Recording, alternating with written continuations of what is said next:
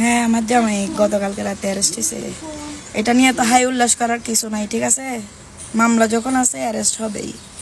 এগুলা নিয়ে এত টেনশন করে দুঃখ প্রকাশ করে কান্নাকাটি করার কিছুই নাই। আপনারা যারা ভাবতেছেন আমার জামাই অ্যারেস্ট হয়েছে আর কোনোদিন বের হবে না, ওদের জন্য এক বালতি সমবেদনা। আমরা কারি কারি বান্ডিল বান্ডিল টাকা ছেড়ে আমার জামাইকে নিয়ে আসব। আমার জামাই বীরের বেশে চলে আসবে এবং যারা এই ঘটনা ঘটাইছে তাদেরকে ছাড় দেওয়া হবে না, মাথায় রেখো। এতদিন আমরা পলাতক ছিলাম, এখন তোমরা পলাতক থাকার বেলা। এখন আমার জামাই আইনি প্রক্রিয়া শেষ করে আমার কাছে আসবে, তখন না খেলা শুরু হবে। খেলা মাত্র শুরু করছো তোমরা, শেষ করবো আমরা, ঠিক আছে? সবাই আমার জামাই যারা সাজ্জাতের যারা সাপোর্টার আছো, আমার জামাইয়ের জন্য দোয়া করবা যাতে 10-12 দিনের মধ্যে জামিন করে ফেলতে পারি, ঠিক আছে? ধন্যবাদ।